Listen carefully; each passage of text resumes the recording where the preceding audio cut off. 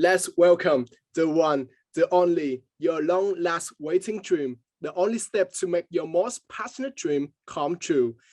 Introducing the back-to-back light, middleweight, and heavyweight champion, my Summer Startup Challenge versus the trail team from Vietnam and Thailand.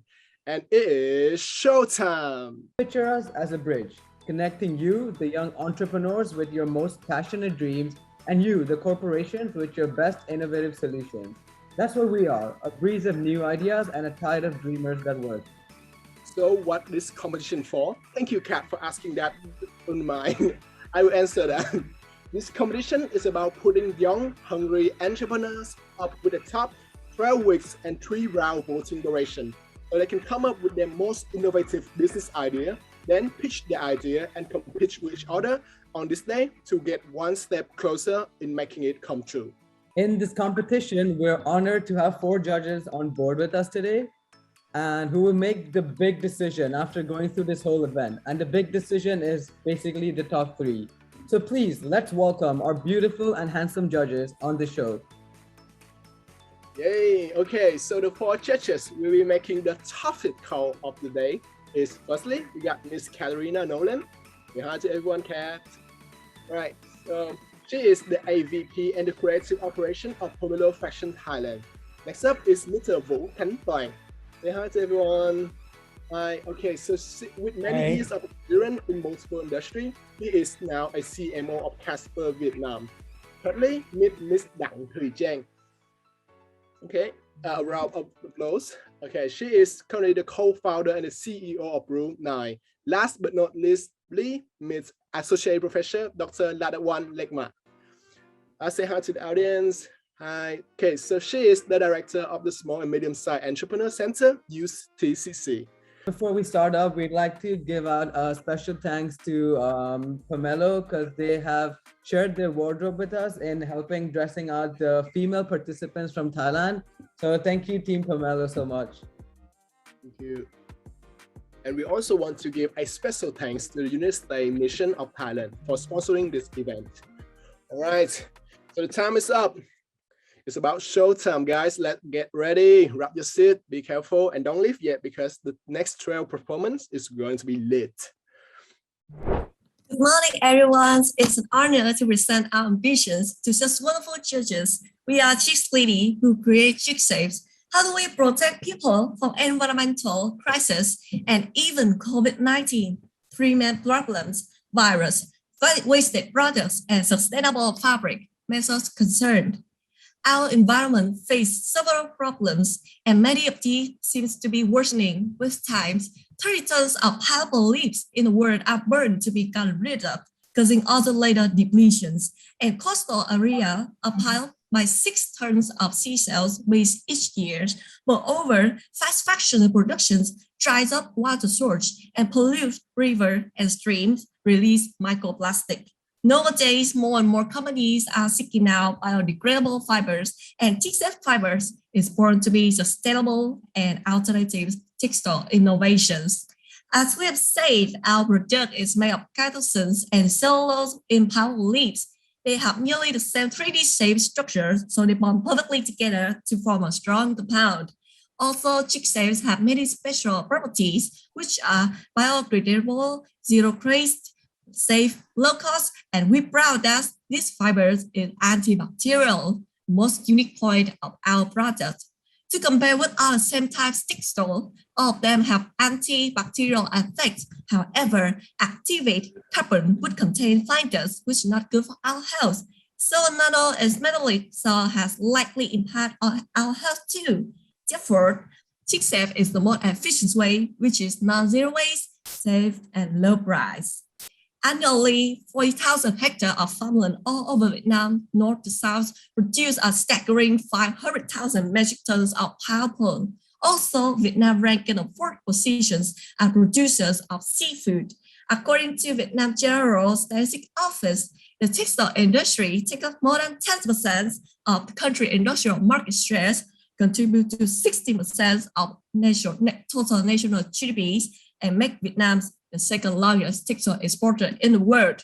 Unfortunately, in the COVID-19 pandemic, breaking down raw material supply chains, and narrowing the consumption market for apparel products. Our aim is to bring workers back to the runway by creating jobs. Our target customers are doctors, workers working during COVID-19 pandemic. Those people play a crucial part in promoting and stabilizing the economies these days. They understand the importance of protecting our own health. We believe that our antibacterial products can help them take care of their body. Within the first year, we start to experience under the guidance of professors at Ho Chi Minh Universities of Technologies. With research funding, we ask for the support under scientific research project to improve the antibacterial effects on carcinogens on the surface of pulpwood fiber and apply it practically making good. Then we do some surveys and market research. In second year, prototypes, design products, definition marketing will be completely done with the support of fashion students from our university. In the third project of the year, we start running our small business and also update our material to prepare the opening of the market in the fourth year. Our capital stream is coming up from our University Innovations Fund and waste disposal income from our material partner.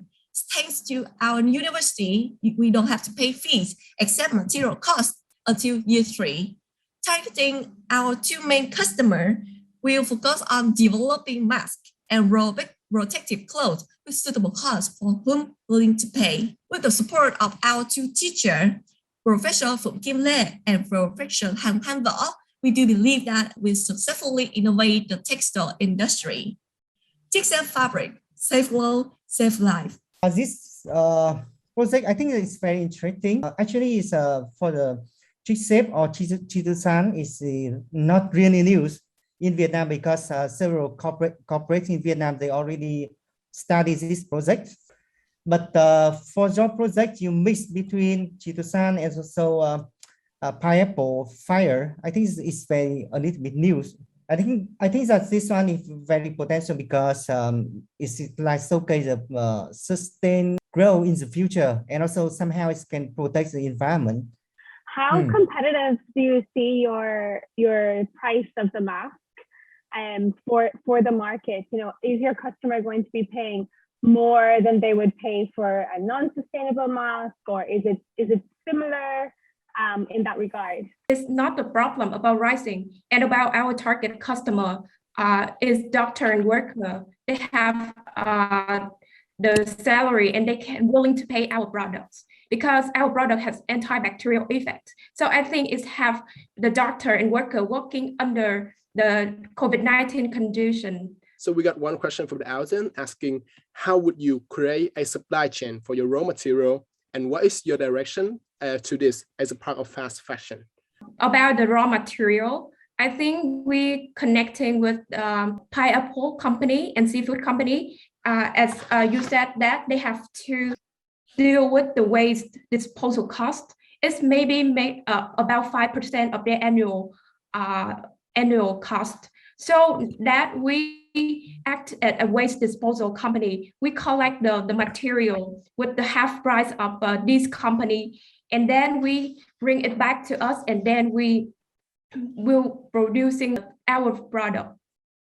And about the fast fashion, we already cooperate with our government faculty in our school. So we have a fashion major. So we will connect with these students to identify the trend of the fast fashion. I have a question about whether have you looked into the alternative, the material that can be competing to yours, because over the past few years, there has been a rise in many antibacterial solution, especially like silver or copper infused in the fiber. So have you ever looked at that competition, and what's your thought about it, and how are you going to go to competing with them? We already compare our product with other antibacterial products like Activate Carbon or Silver Nano. But as you say that carbon is contain fine dust, it may not good for our health when you inhale the carbon. And about the Silver Nano, it's metallic, so it's slightly impact on your health. And it's silver is not a cheap material, So CHICSAFE is the more efficiency way to non-zero waste, safe and low price. Have you done any research on the pricing of production and everything, all that stuff? How do we know that it's actually your solution is cheaper? Because silver and copper infused or carbon infused, it's so on a mass scale right now, and I think that they have reached that level. And so, how long do you think it will reach for you to produce something at that large scale, and to reach that profitability or like that point where you think it's feasible for the market? So we will start it from the first year when we could open our market. And the reason why our products is very cheap and inexpensive is that because we have fund from the wasted pineapple leaves and as well the seashells by the Vietnam law. And moreover, we also get the fund of our school to do the project. So the fees would be much more cheaper than other products that we have to create. So we do research the price and come in the cheap price of mask and protective clothes. We expected one mask will be $1.3 and one set of protective clothes is $64, which is much cheaper than quality product. Why? Because as Inga says, we use the materials that come from our partner companies and supportive financial innovations of our university. So it's helped us a lot. And moreover, when we research material costs, 1 ton of shrimp shells need $695 disposal. 1 ton pineapple leaves need $521 disposal, which means $48 for 1 kilogram fabric and $20 for 1 meter fabric. And when we collab with the government majors in our school, we come in the price of the mask is much cheaper than the actual mask quality mask in the market. So you guys mentioned using pineapple as a part of your raw material, but how do you combat, because they are organic and they tend to rot really quickly? So how do you combat this? Our clothes can be recycled. We are compost the old clothes into fertilizer after using by using microorganisms. Hi, we are going to talk about things that happen in everyday life that everyone gets used to it, and many of us have overlooked how much happiness can you actually gain from it. We wouldn't ask that, have you ever feel bored with the meals on the table in front of you? Instead, who has never get bored with the meals? In my case, seeing instant noodles with minced pork could really make me so bored. So what can I do with it? Walking to a refrigerator might be a choice to see what I have and what I can do from it. Grabbing out some ham, sausages, eggs, and pork while still wondering how could I create a new menu that would fulfill my needs. Apart from instant noodles, topping with those, fry instant noodles, or even instant noodle spicy salad.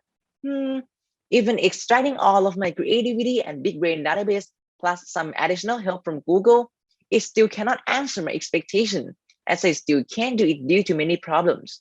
Lacking of ingredients, skills, kitchenware, and many more. Suddenly, somehow, I have come up with a pizza made of instant noodles contains those toppings. That was a miracle that helped me solve these problems. However, that isn't just only me facing this problem, trying to figure out how can we enjoy eating 1,095 meals a year, especially the COVID-19 situations that people can't get out of their home and take it more serious about hygiene and quality. The research shows that people are more concerned about what they eat, increasing more than 70%, and 75% that behaviors has changed to become more home cookers. How was it? That is bigger and more touchable than the first time you have heard. That's why we want to make that miracle happen to everyone who cares that every meal they take.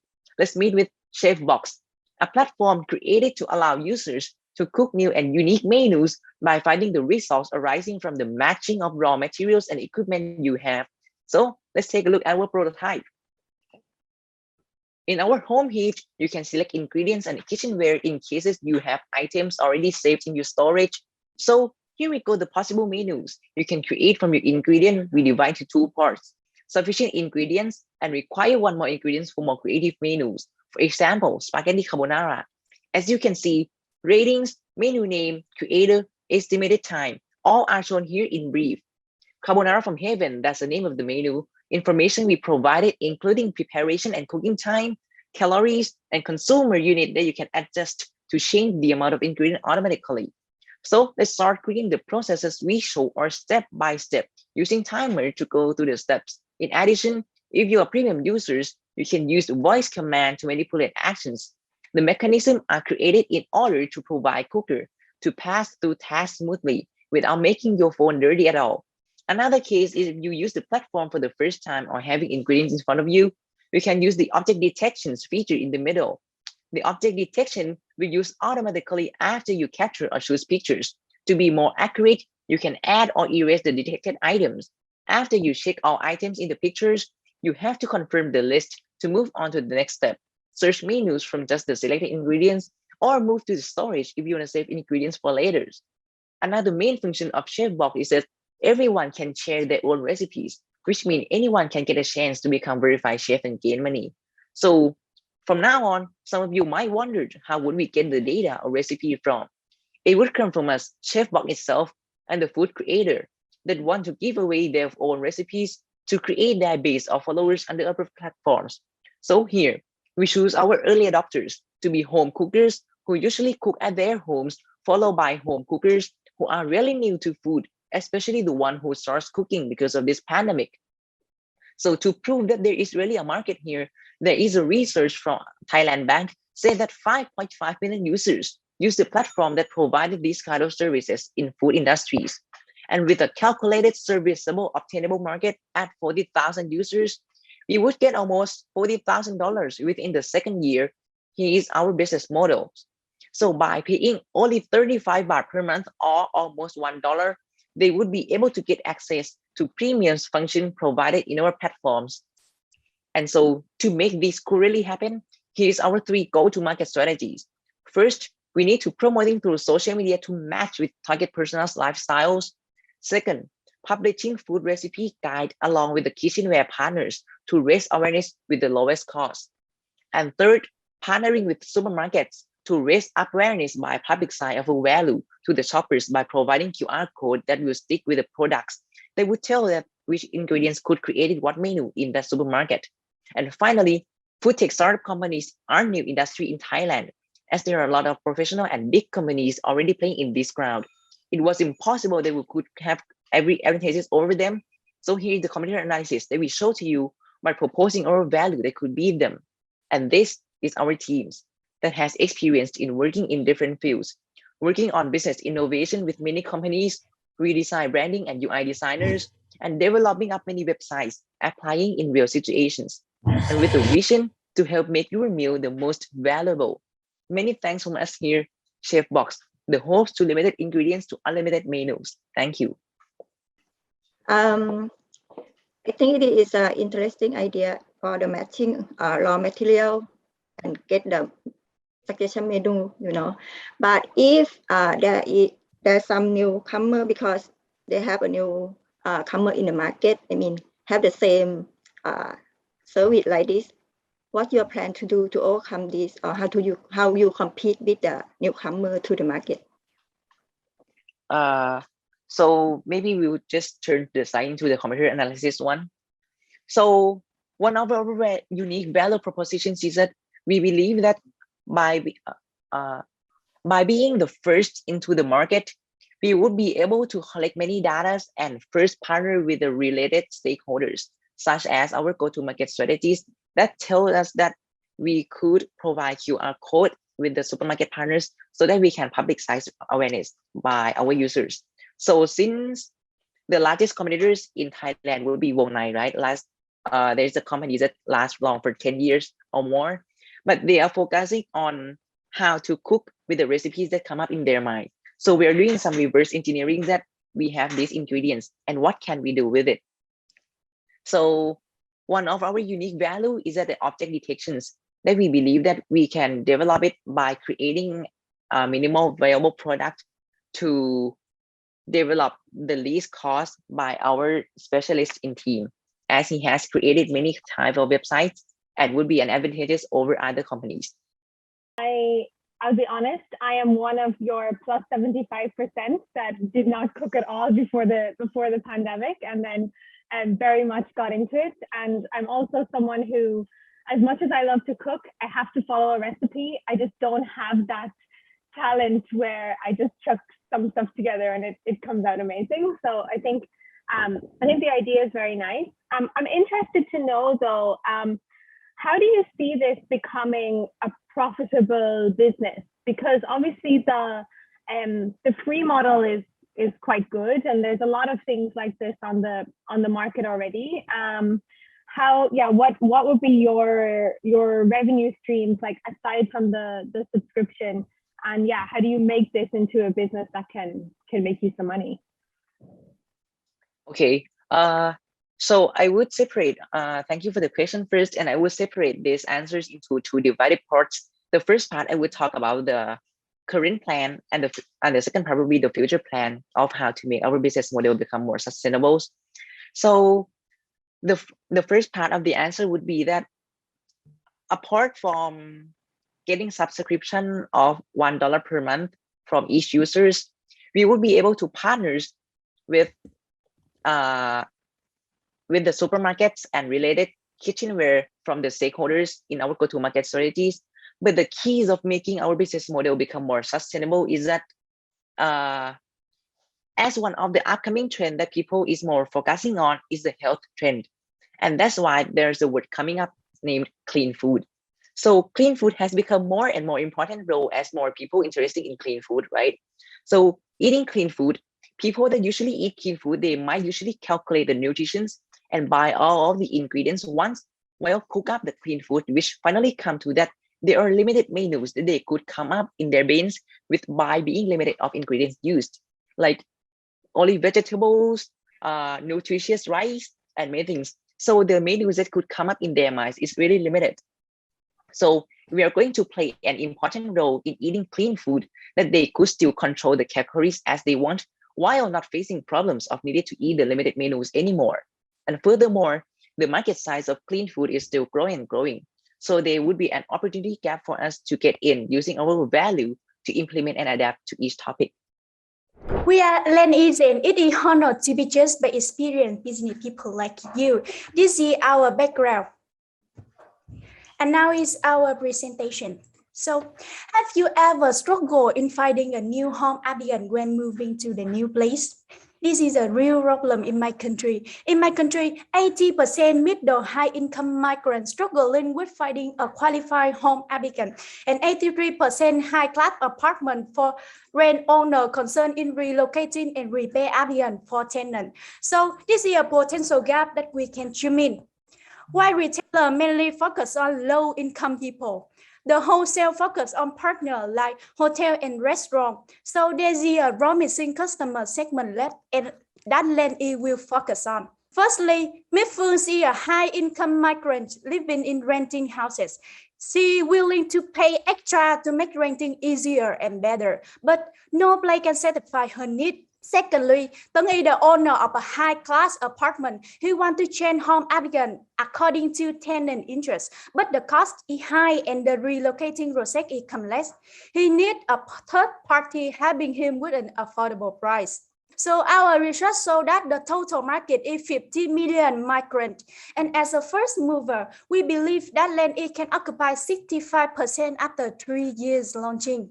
Land is a one-stop app where users can connect with reliable service providers to rent quality home appliances and furniture. It includes 3 main functions: rental services, pre-purchase product checking, and maintenance using AI-powered diagnosis. Here is a detailed process to rent Land products. All orders and tracking will be done online. You can pay in cash or e-wallet, then feedback to Land service after returning the rental products. The first function is rental service. Land has a cloud-based platform to suggest users the nearest rental services with available products to clarify item information and delivery commitment. Also, GPS positioning technology will identify the location of delivery service via smartphone, then customer can check the delivery process. About remote checking, each product will have a QR code to ensure that this is your rental ones. Then you can check the product by LAN-E video call to ensure the rental products have good quality without face-to-face checking in this COVID situation. Moreover, proudly say we have a high-tech maintenance. LAN-E provides AI-powered diagnosis where users can scan a product to define its error and know how to fix it at home. If the product error is too severe, you can still call for a repayment from LAN-E. After experiencing LAN-E services, users can give feedback following this feedback loop that LAN-E can enhance more in the future. LAN-E partners will be the registered firms with more than 2 years of experience. The rental products must be more than 80% new. The partnership management process will have 4 main steps: meeting product quality criteria, collecting information, confirming the transaction, and promoting with high ratings. By working with LAN-E, partners can widen their customer network and boost their business growth. Moreover, they can digitalize their business operations effectively. Lastly, rental service providers can check the effectiveness of employee work. Regarding unfair advantage, LAN-E proudly say that we are the first mover. Additionally, LAN-E is innovative in upgrading product maintenance service with AI-powered diagnosis. And finally, by collecting data from the feedback loop, we will be here to be the first reach to the potential customer. By LAN-E, we expect to achieve the long-term objective that we will spend and make it back in Asia. For the short-term goal, we expected that if we get 10,000 downloads in the first 10 months and reach to 1 billion transition in the next 3 years, we can get the break-even point in 2024. That's also regard to the revenue stream, mainly based on 8% of the commission fee. So we call for 2.4 billion Vietnam dong in the initial investment, which was used for building up R&D and marketing sales team. Imagine the future where you can find home appliances only by $1, and we are here to make it happen. Thank you for listening, and here we are open for Q&A session. For the market side, so do you have any analysis for the market side? As we know that this is a rental home applicant service that is suitable for people who live in a renting home. So our market research showed that 50% population of a big city is a migrant who live in a renting home. It means we gather the information is quite about 50 million migrants. And we also know that the online renting home applicant is quite niche. But however, we believe that we are the first mover in this market share. And furthermore, the market size is increasing because nowadays have a trend of people living in renting houses to save their money to invest or enhance their experience. So I believe that in the future, the market size will bigger and bigger. Okay, so within 15 million migrants, so how many percent of the migrant or the potential markets would be eligible for renting? Because for home appliance like a durable product, they would love to buy rather than hiring. Do you have any data to show that, okay, how many percent of the consumer or potentiality to ask about renting this equipment? We already make a survey for 200 people migrant in the Ho Chi Minh City, and about 50% of them say that they have our ability and they had the demand to hire a home applicant in the near 6 months. Okay, one question. The last one is that you need to spend around 2.5 million Vietnam dong for marketing, for everything. Yes. So any like ROI, return on investment. How is the sales forecast? In the case that you invest 2.0 billion Vietnam dong. As you can look at our cost structure, we will divide it in a different stage. In the first stage, we will focus on the R&D department as well as the building up. Later in the marketing stage, we need to assess to connect to our service provider to introduce our platform to who demand it. So this is how it works. My question is that for like sale revenues, in the case that you have to spend or you have to invest 2.4 billion. I think that his question was that we can see the cost structure, but we cannot see your sales plan. Like, where's the money coming from? We see the money coming out. Where's the money coming from? So our revenue is come from the commission free. We will charge 8% for service provider for each transition in our platform. What is the average value of that? How many you forecasting to actually make? And how are you gonna cover the cost? We as our target audience, our user is high income, so the value for each order around 1 million Vietnam dong. So it's quite high. We calculate that it's maybe 1 month we can get to 20 million or 40 million for the revenue. 20 million to 40 million in revenue. Yes. That's 20 to 40 units that you can rent, right? Because you say average is like 1 million. Yeah, yes, right. So you can rent out 40 units, yes. 40 products.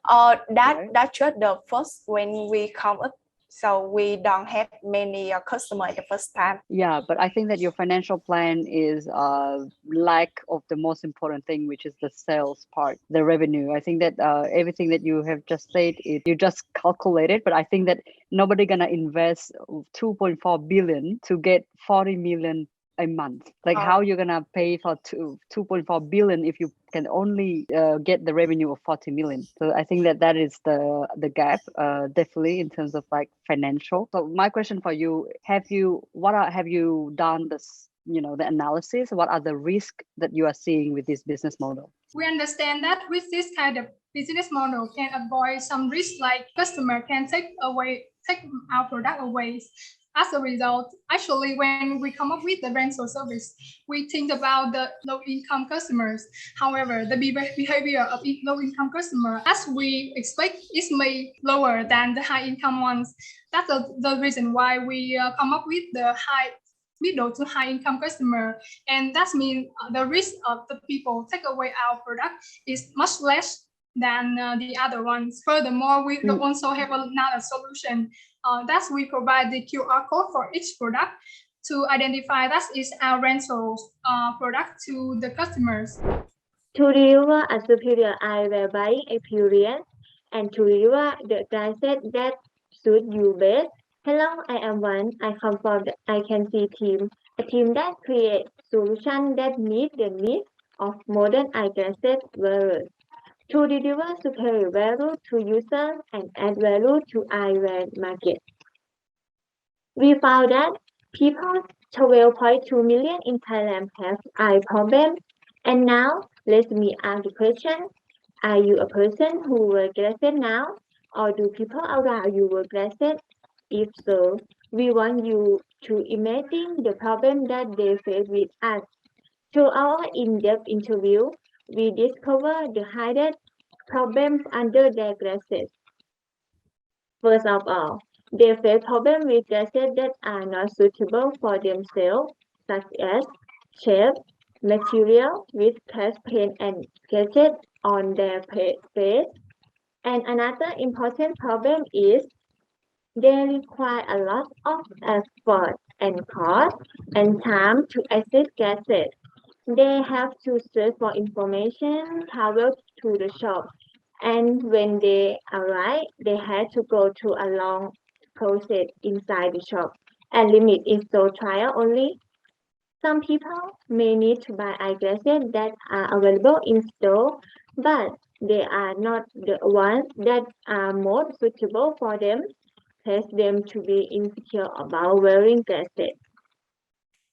If you don't want yourself and those around you have to face this problem, please advise them to follow glasses.com and become our CC creator.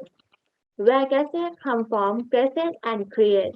Yes, you can design, you can create the glasses that suit you best to our highlight function of our website, including CHOTOMATE and AR function, where users can choose every element of the glasses that they want to combine to make the best glasses for them, and then experiment with AR function, that allow them to simulate wearing glasses and change the environment.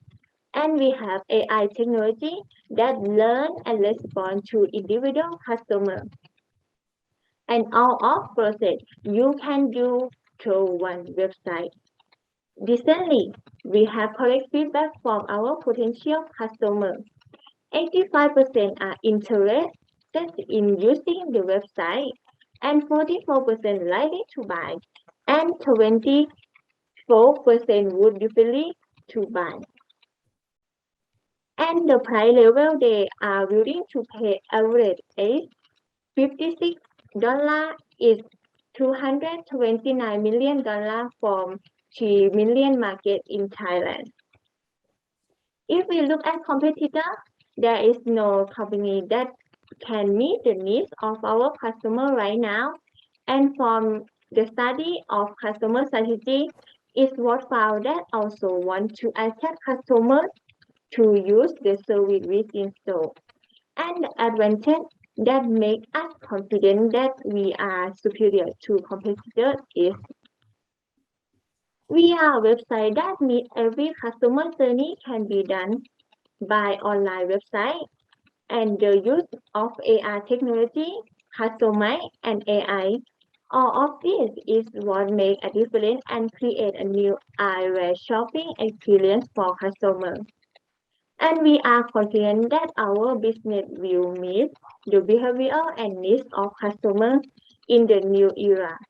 And as long as someone wears glasses, our business will never be lost. Create your life, custom unique. Thank you.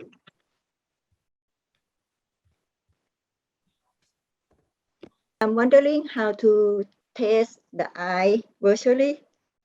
Is there any technology? And why the eye glass shop don't use this technology to do this like you? ค่ะสำหรับเทคโนโลยีที่ใช้ในการเทสสายตานะคะก็จะเป็นเทคโนโลยีที่เราตรวจจับความแม่นของสายตาผ่านแสงการรับดูผ่านทางรูปภาพอะไรอย่างเงี้ยค่ะที่แบบว่าถ้าเราไปในร้านมันจะเป็นการที่แบบว่าจำลองรูปภาพอะไรอย่างนี้ใช่ไหมคะแต่ในเว็บไซต์ของเรามันก็จะมีการเทคโนโลยีที่ว่าจับความเคลื่อนไหวสิ่งต่างๆบนเว็บไซต์แล้วก็การดูความชัดจากบนใบหน้าจากหน้าจอที่มันปรากฏค่ะส่วนถ้าเป็นเทคโนโลยีอื่นๆค่ะก็ไม่ทราบว่าเขาต้องการทราบถึงแบบ AR หรือว่า Customize ไหมคะถ้าเป็น AR พวกหนูจะใช้ในการจำลองการทดลองค่ะจำลองการทดลองการใช้แว่นตากับแบบทุกสถานการณ์เช่นแบบว่าคุณต้องการที่จะมั่นใจว่าแว่นตาเนี้ยเหมาะกับคุณก็สามารถทดลองได้ผ่าน virtual background virtual ที่แบบว่า AR เปลี่ยนไปเช่นสถานที่การแต่งตัว make up คุณสามารถทดลองจนกว่าคุณจะมั่นใจว่าเนี่ยคือแว่นตาที่เหมาะสมกับคุณที่สุดค่ะ And how can you encourage people to trust the technology? I mean for the eye test. ครับก็สำหรับในส่วนของการเทสสายตาเนี่ยคือเราไม่ได้ต้องการจะชูฟีเจอร์นี้อยู่แล้วครับคือฟีเจอร์นี้เนี่ยเป็นในเว็บไซต์ของเราจะเป็นเหมือนเลนส์ในการตรวจวัดสายตาให้กับคนที่มาใช้งานในเว็บไซต์ของเราครับคือการวัดสายตาเนี่ยคือเขาไม่ได้ต้องการที่จะวัดหลายครั้งครับคือบางคนเนี่ยเขาวัดค่าสายตาไม่ได้เปลี่ยนด้วยอย่างง่ายครับคือมันต้องใช้เวลาในการต้องใช้เวลาพอสมควรที่ค่าสายตาเขาจะเปลี่ยนไปดังนั้นเขาน่าจะพอรู้พอสมควรถึงมาใช้เว็บไซต์หรือว่าถ้าเขาไม่รู้เนี่ยเราก็มีเว็บไซต์ที่สามารถเทสได้แต่ว่ามันจะเป็นแค่เลนส์ไม่ได้แบบเป๊ะเป็น 100% เท่ากับเป็นการไปตรวจที่ร้านนะครับ Is your unique selling point? ก็คือจุดขายของเราก็คือการที่เรานำเอาเทคโนโลยีค่ะมาปรับเทคโนโลยี AR ค่ะมาปรับใช้กับการทดลองแว่นคือปกติแล้วในการที่เราจะทดลองแว่นคือเราพบว่าเราไปร้านเรามีข้อจำกัดหลายอย่างเลยไม่ว่าจะเป็นวัสดุอะไรอุปกรณ์ต่างๆมันไม่เพียงพอหรือแบบเราไม่สามารถเลือกได้ตามใจหรือว่าแบบที่เราต้องการที่จะทดสอบจริงๆค่ะมันทำให้เราว่าต้องมีแบบสเต็ปในการที่จะกว่าจะได้แว่นตามันยาวมากเราก็เลยใช้ AI AR ค่ะมาเป็นตัวช่วยที่แบบว่าทำให้เขาสามารถทดลองได้แล้วก็เปลี่ยนจนกว่าเขาจะมั่นใจว่าเนี่ยคือเทคโนโลยีที่เหมาะสมเขาที่สุดคือเขาสามารถเลือกได้หลายอย่างเขาแบบว่าเขาอยากจะทดลองผ่านอะไรผ่านแบบบนใบหน้าผ่านเปลี่ยนรูปร่างเปลี่ยนวัสดุอะไรต่างๆเปลี่ยนสีเปลี่ยนพื้นหลังเปลี่ยนแบบเมคอัพอะไรเงี้ยค่ะเพื่อให้เขามั่นใจว่าเนี่ยคือ แว่นที่เหมาะกับเขาคือเขาสามารถทดลองที่แบบว่าจากทางร้านค่ะจะไม่สามารถให้เขาได้ว่าคุณจะไม่มีแบบวัสดุหรือว่าไม่มีทรัพยากรในการให้คุณทดลองมากขนาดเนี้ยค่ะอย่างที่หนูบอกไปว่าบางคนอาจจะจำเป็นต้องซื้อแว่นจากการที่เราแบบไม่ได้ต้องการแว่นนั้นจริงๆแต่เพราะว่าข้อจำกัดของที่มันอยู่ในร้านนะคะมันทำให้เราได้แค่นั้นจริงๆค่ะ Hello everyone, we are CHOTOMATE companies. We provide an application that connects restaurants selected through the evaluation criteria of chef or food reviewer with users at random food selection that is fine-tuned based on individual. So, based on a problem that my friend face every time it's come to lunch or dinner, because there are so many choices around, but they don't know which one to choose when everyone wants to eat good food, but no one knows what's the best dish is. These applications were born to solve that. According to the Hanoi portal, more than 40% of the population is currently orders. That means there are more than 3 million people in Hanoi who belong to Gen Z.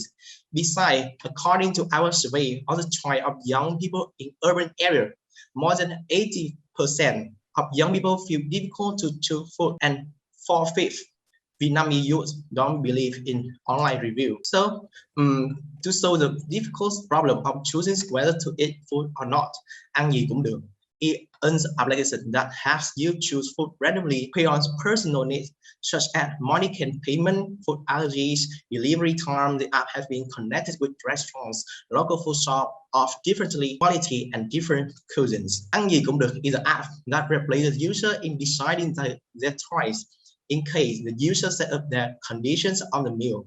Instead of wasting time, choosing this app will randomly choose the best meal for you. So you have both effective working and delicious food.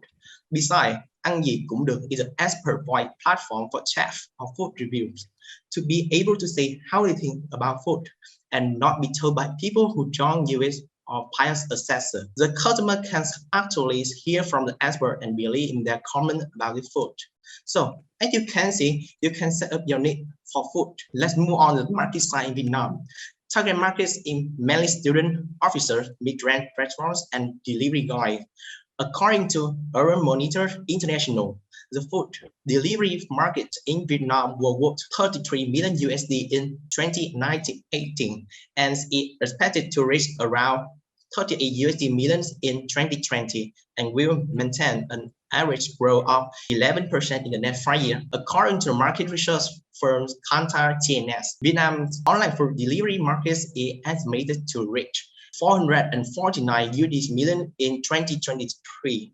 However, compared with other countries in Asia, such as India or Japan, the size of these markets in Vietnam is still very small, accounting for only 0.2% market share in the world food delivery market. So, as you can see, how CHOTOMATE increase profit margin by focus on increasing company revenues. Then we will develop product diversity to integrate horizontally and expand the audience of the products. In the future, we are developing the game for a new service and business model. So unlike the other delivery companies, we play a great emphasis on customer personalization. It can be said that this is a piece difficult, but thanks to algorithms, we can tailor to each customer. We also put a lot of emphasis on the quality of online review so that shoppers can have more confidence in our selection.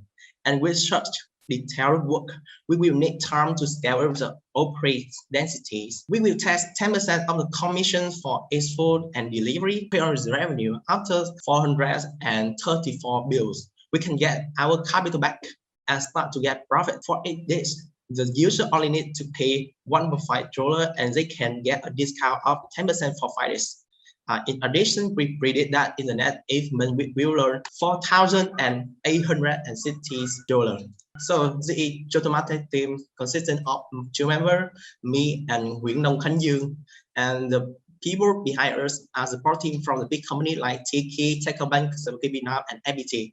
Therefore, this project is a potential project in the future.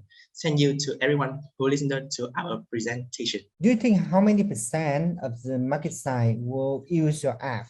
When I conduct a survey, I saw that my friend is more than 18% of my friends will use it I conduct with 30 person in Hanoi corridor. So I think it's everyone want to use, most of them want to use, and it's for the potentials of in the future. But through your business, through your project, do you think that how many % of the consumers they will use your app to choose the foods for eating? Do you have any feasible study for this one, or do you have any projection when you introduce your app? So do you have any forecast of how many % of the consumers they would choose your app as like solution to decide or to choose the foods? When I do a conduct surveys, I also have asked some additional question about our app, and so I have tried to use a demo one, infographic one for my friend, and my friend said it will be in the result of the surveys. I saw more than 80% will use it when it's launched in the market. And one more thing is that for investment, you love to invest $2,000 US here, and also your revenues will come from like commission from service provider. We not only from the commission, we also have from the advertisement and in the deal with all the restaurants. Can you make it a little bit clear for the route to market or go to market? How you go to the market? Okay, so one question in Vietnamese. Cái thí dụ mà em muốn em giới thiệu cái app này thì em sẽ giới thiệu như thế nào ra thị trường nhỉ? Để mà thí dụ các nhà hàng hoặc là các khách hàng người ta biết đến cái app của em và cái tác dụng cái app của em nó sẽ diễn ra như thế nào? Cái của em ấy thì nó hơi khác một chút. Cái của em sẽ lần bằng cách là tụi em sẽ chạy với những người quen. Thứ hai là tụi em sẽ có những cái customer reference, kiểu các bạn sẽ truyền tai nhau về cái ứng dụng này. Cái thứ ba là tụi em sẽ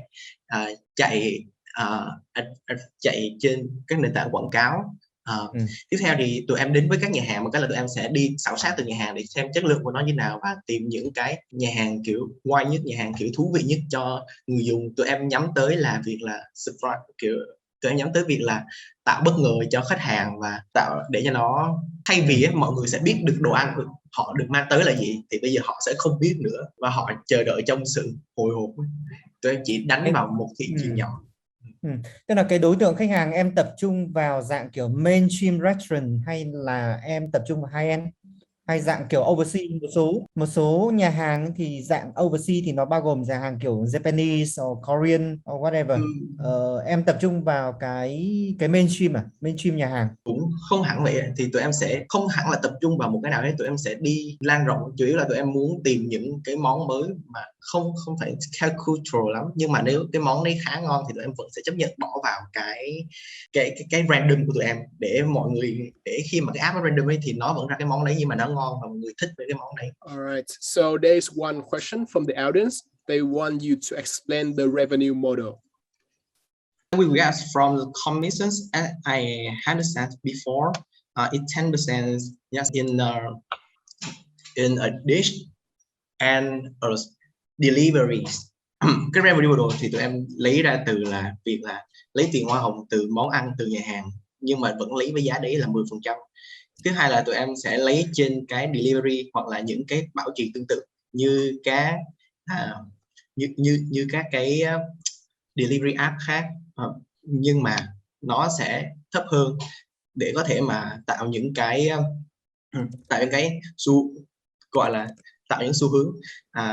Thứ ba tụi em lấy từ các việc là chúng nhà hàng, ví dụ như nhà hàng tụi em tập trung vào những nhà hàng, hồi nãy em đã nói là tụi em tập trung vào những nhà hàng tầm trung hoặc là tầm trung và mong muốn có thể sánh vai cùng với các nhà hàng lớn, thì cái việc random này nó sẽ giúp họ làm như vậy. Nhưng mà tụi em sẽ để một cái thuật toán để số lần họ xuất hiện nhiều hơn trong cái random đấy. Cái thứ tư là advertisement, kiểu quảng cáo. Tụi em sẽ chạy quảng cáo và trong in the future tụi em có chạy game để thu hút khách hàng và có thể thu hút lượng tiền từ trong đấy. Đó là trong tương lai. Okay, one thing I would love to advise, because here you mentioned that for your investment only 2,000 US. I think you cannot do that one because you mentioned here marketing only 87 US and also app development only 100, more than 100. You cannot do. I think because in my opinions, I think in Vietnam with this name is maybe a trend in some month, so I can spend on this and have some money, a little money from a small designer. So okay, so Jordan, can you brief the whole question of the team? I see that you are like listing out like the competition, and I want to know like what is so different about your app that you think it will be a barrier for other competitors to join to develop the same feature. My unique selling points is personalize the customer. I mean, I will page all the data the customer import to my application, and then I will choose the food for them. They shouldn't waste time for choosing this. Secondly, the other delivery app, they can create a surprise for the customer, and they can care a lot about their customer emotion. So I want to increase the customer's journey experience, and then I can raise the brand love with them. Oh, okay, but then I'm sure that GrabFood and every other player that you have here have more data than you. That's for sure, right? Yes, because I don't want to. I want to fight with the other big company, so I go to a small niche in this market. Okay, good morning, everyone. First of all, I would like to say how lucky we feel to be here, to be presenting to such esteemed and experienced group of people. We are so thankful for this opportunity. I'm Prairie. I'm Real. And I'm C. And we're second-year student from BBA Thammasat University. Okay, so before we dive into the contents of our presentation, I'd like to ask everyone a few brief questions. So anyone can answer, the judges, the audience, or even the MCs. So first of all, what is the portion of your clothes that you haven't worn in around 3 months? Anyone? 70%. 70%. Well, I think I also have the same amount. So does it create any clutter? Absolutely. And have you done anything to manage all this clutter? Actually, I've tried quite a few times to donate, but it's not that easy here. Right. So in Bangkok in particular, it's not as easy as it has been in other cities I've lived in. Right. Okay. So I think you helped me answer the last question already. So thank you for your answer so much. So based on this, we can kind of see and grasp already that this problem is pretty relevant, especially nowadays. As a matter of fact, from the interviews that we conducted with fellow Gen Zers, we found that there were two main problems. First of all, in terms of buying new clothes, it's relatively expensive, and on e-commerce platforms, it's unreliable as well. In terms of getting rid of our old clothes, as you previously stated, donation processes can be quite difficult, and selling online is also, the market is quite saturated, so it's hard to make a profit. So now for the $1 million idea you've all been waiting for. Drum roll, please. Introducing O2, Own and Offer, a trading app for your clothes that will solve all of your problems. So we basically come with 6 main features. First of all, we're completely cashless. So all your clothes traded in will be converted into coins that you can use to purchase new clothes on our app. We also have a verification feature, which guarantees your clothing quality. Furthermore, we also have a virtual try-on, so you can kind of simulate how you might look in the outfit. We also have bidding for premium articles of clothing, donation for those who only opt to do so, and a community feature so you can get to interact with other users as well. Imagine you just came home from your shopping. As you open your closet, something falls on you. You're suffocating under a pile of clothes. You see a white light and a phone suddenly appears, and a voice says, "Get rid of all your clothes." You open the phone to see the O2 app on the homepage. So instead of calling 911, you open the app. Firstly, you make an account. Then you put all your clothes info in and poof, all your clothes disappear. But now you have nothing to wear, but you can easily redeem new clothes with the points you got with the clothes you traded from our big selection. So who's exactly our target users? Well, they're Gen Z women who live primarily in Bangkok area. Their shopping behavior consists of frequently shopping on social media platforms such as Instagram and Facebook. So why do they need to use O2? Well, one of our competitive advantage is that we have a secure buying platform in which those social media can provide for them. And so that's why O2 is more reliable. Then we go back and ask our interviewees and ask them, would you use this platform? And they say definitely yes. O2 has short-term and long-term plan aiming to expand this business worldwide. So there are 3 main revenue streams. So first one, we will collect commission fees based on the listing. And second, advertisement. And third one, from the 3rd year, we'll have a premium subscription that will unlock our all premium features. So our mission and vision is that we want to create a synergy with our users that will also benefit social interests. So with fast fashion, it's very not environmental friendly. So if we trade clothes, we're not building into the fast fashion trend. And also our app provides a fun platform to follow trends. And also it creates a community with all the traders, and we're giving back to the community by donating and also helping the environment. So with this, what are you waiting for? Download our app now so we can breathe new life into clothes together. Thank you everyone for your kind attention. Yeah, I have a question. Can you tell me why the O2 app would be better than the other platform? So first of all, we said in our presentation that we have 2 competitive advantages. The first one is that our platform is a secured platform. So with the platforms that people are using to buy secondhand clothes right now, such as Instagram and Facebook, they don't have a platform where they can verify if the quality of the clothes is as they are promised, and the payment process, sometimes it can be iffy. And that is why our platform, we offer a secure platform where people don't have to worry about if their payments will be actually go to the trader.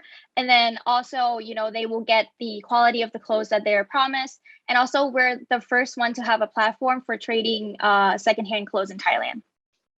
Okay, if your competitors offer the same service like you, so what would you plan to overcome this competition? So right now, we think that most of the shopping apps have their main goal is to sell clothes. But with our app, we want to create a community and not just to sell clothes. And that's why we chose to do trading, because it is more personal. And we have a lot of features such as we can share ideas through the app of like fashion tips. And we also have contests where people can post their inspirations for outfits and things like that. And I would like to add on to my colleague. So as we said that we will be like the first one in the market. So basically we'll gain a lot of people to use our O2 app, and they will remember us as the first platform that came to Thailand, unlike other that came after by. And also we'll have some customer loyalty program. So they will be loyalty to us if they're like new competitors, but they're like, we have this program that will try to make them stick with us. How do you plan to turn a profit with this model? Because I know you mentioned it's cashless, but you also mentioned you take a commission. So for the user, how does this work? Well, okay, you can go. So I think primarily for our commission fees, as our clothes are being traded into coins. So like maybe like per listing, we charge like 1% of everything. So maybe if you're listing your clothes for around 10 coins, you'd be charged around 0.01%, 0.01 coins if my math is correct. And then we're also planning on having advertisements from other clothing brands. If we get to the point of growth where we can actually receive sponsorships, or like we get to collaborate with these big brands, maybe we're focusing on like more sustainable brands such as like Patagonia, that they actually promote like sustainability and eco-friendliness. Yeah.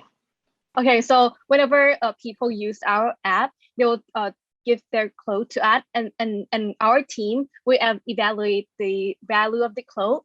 For example, that clothes worth like 500 baht, and then we'll collect 5% of that, and that's how we gain our first revenue stream. And also we have lots of features, and then in the first time we launch the app, we'll like let them try to use all our premium features, and then after they use for like 1 or 2 years, in the third year we'll have like we'll lock that all premium features, and also we'll check that if this feature people willing to pay for and how much they'll pay for. But after we have conducted survey, we have found out that people are willing to pay if it's like as a community thing, not just like shopping app. Yeah, I think this notion of give it to people for free, make them want it so much that they need it, and then you start charging for it. I think like that's quite a good idea. I think 2 years is probably too long. You have people use it for a couple of months, make it really awesome, make the free experience really awesome, and then once the kind of trial period runs out, you need to make them like really need to have it. Hi, this is a croissant. Oh, everyone knows this is a croissant. Anyways, let's imagine if this lovely, smell fresh croissant is sitting in a bakery shop, but at the very end of the day, no one wants to take it. What do you think the bakery shop will do with this unsold croissant? Well, that's right. They will just simply throw it away. So have you ever thought of how much food has been wasted when no one buys it? Well, 842 million suffer from chronic hunger worldwide. 1.3 billion tons of food that has never been eaten are being thrown out every single year. Food waste has become a critical global issue, and the system in dealing with this problem is not sufficient enough. Ideally, only non-edible, expired, or rotten food would be thrown away. Unfortunately, a big portion of food waste in professional restaurants is just unsold high-quality food that cannot wait for tomorrow to be taken away. On the other hand, many consumers are willing to buy food at a discounted price, even if they're nearly expired. For our validation, there is a great demand on the consumer side in saving money while having the same quality of food, but they just do not know where and which restaurant offers these kinds of promotions. So why throwing food away when you can actually make money from it? Let's meet Best Before, an eco-friendly platform where providers and consumers meet and exchange their demands. We position our business as a connector between food businesses with unsold products and customers who are willing to pay for them at a discounted price. Best Before comes in to solve all problems, as the buyers get goods at a lower price and the business can eliminate food waste and increase sustainability. Not only to be an environmental friendly startup in the circular economy that manages food sustainably and reduce waste, but it can also save money, give opportunities for people who suffer from hunger, and conserve energy and resources for future generations. So want to know how it works? Scan to see Best Before prototype over here. So why Best Before? This trading platform is a win-win process that helps eliminate food waste within clicks. Not only do we connect the demands of the two parties that help save the world, but we also offer delivery services for the convenience of customer experience.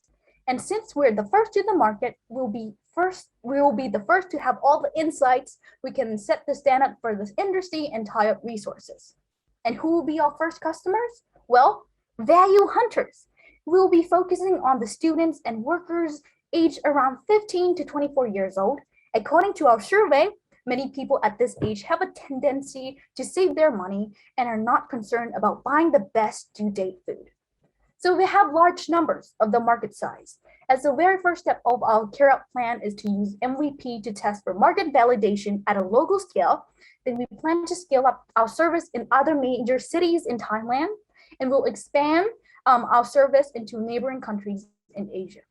There are four main parts for the cost that we need to invest in the very first stage, and our revenue will mainly be generated from the commission fees and gains more from in-app advertisements and other advisory fees, which we expect to increase gradually as we expand our services in more places. So we monetize our service by collecting commissions fees. As mentioned, the rate of best before is 25%, including 3% of the transaction cost. This means 22% is the exact number of our income. This rate is considered low compared to other food delivery applications, which collect around 35 commission fees from food providers. We are two young enthusiastic students from Chulalongkorn University who are passionate to make a difference in the food waste problems. Best Before will be one of the greatest solutions for the food waste problem on this planet. Why would you not be interested when Best Before is beneficial to everyone involved, including you, who is affected by the global environmental issues? Think of this poor croissant that will pass away without anyone know its yummy taste. So choose what is best before it's too late. Thank you very much. We are Best Before from Thailand. How can you control the quality of the product because the food is nearly expired? Okay, so this is our expected question because it's our potential risk, and we already consider it very thoroughly for how to mitigate. First of all, we have to declare that we're not selling expired food. We're just selling high quality products that it's before used by due date. No, not before due date. For example, like cake, right?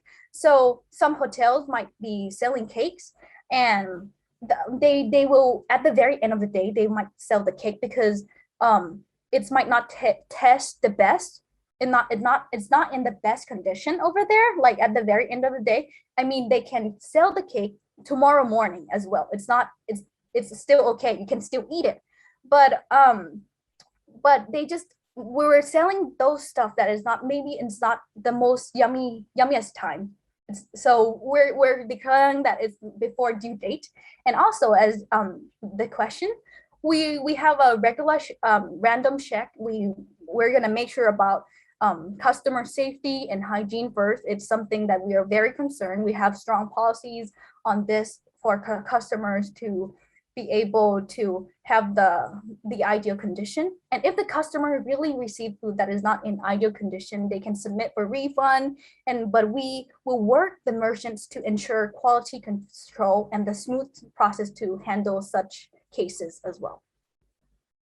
If the consumer are not satisfied with the food, do you have any policy to solve for this one?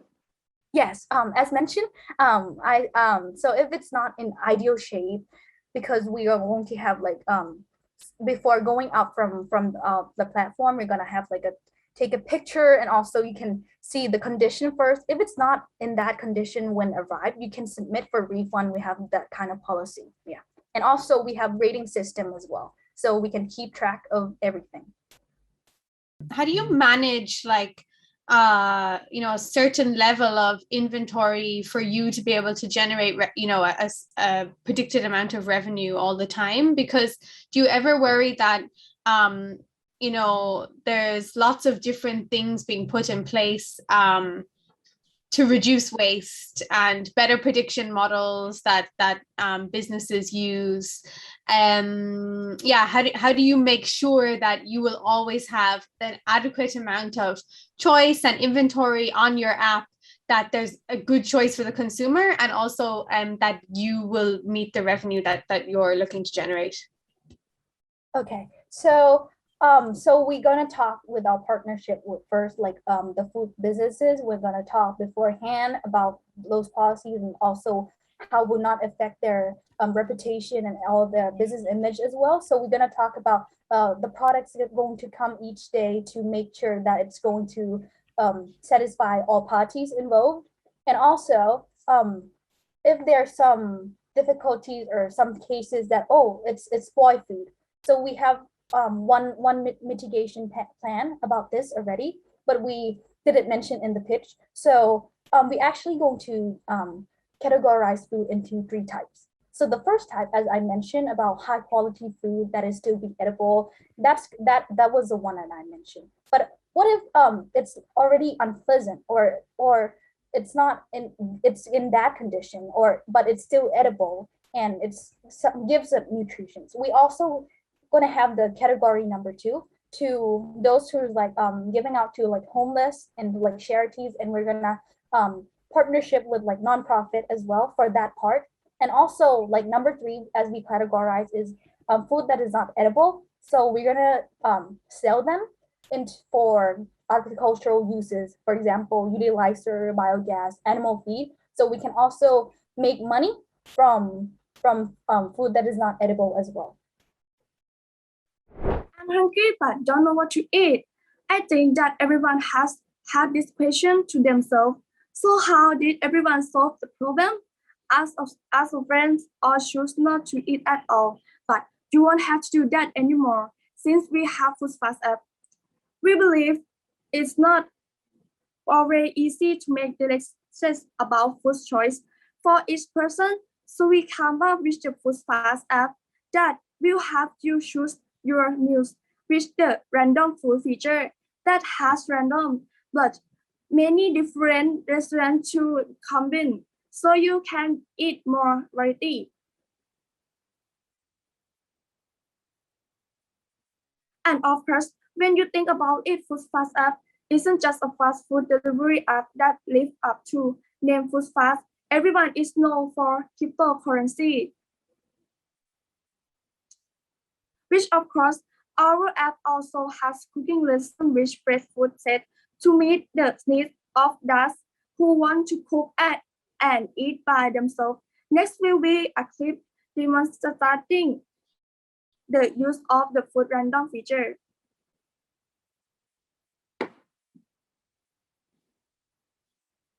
First, customers can choose from a wide range of food categories, in which the next step, customers can be left with the type of food that will be randomly selected, which a long-term business.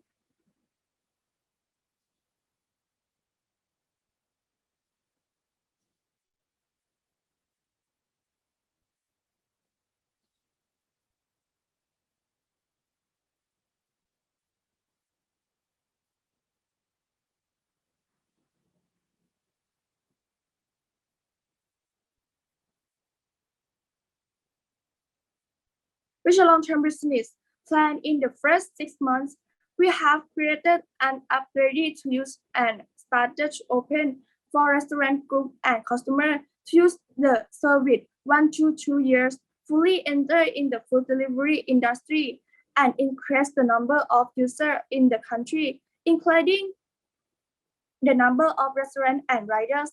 3 to 4 years open for fighting to the expand to a larger customer base by expanding for foreign countries.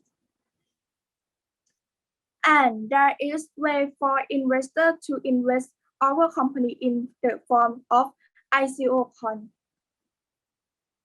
where we will collect the GP from the store, 20% of the price of food.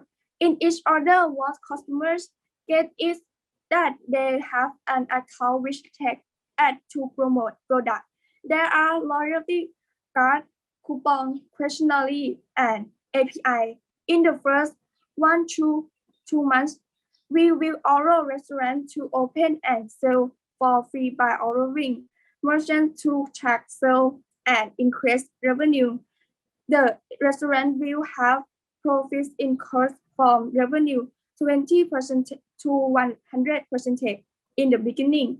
This year record of food delivery is 100 million times. which is a threefold increase compared to 2019, thus making the value of the food delivery business like 55 billion baht, or go up 24.4% of last year from the increase of food rider playing an important role in the life of the new generation. Come in part of the marketing plan in the first step of expanding the user base and group by starting to use the app to increase the customer base and blood are stable based by means of 202 integrated feature. The second step will be to start expanding the use of our application to various cities and attractions in Thailand, such as Bangkok, Phuket, Chiang Mai, in order to expand our customer base, and we are confident that our business will be able to grow to various countries for sure. And we believe that if we can earn a minimum of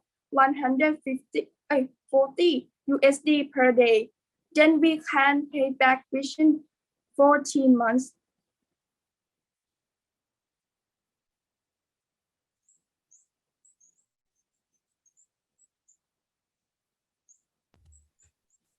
Thank you to listen my project.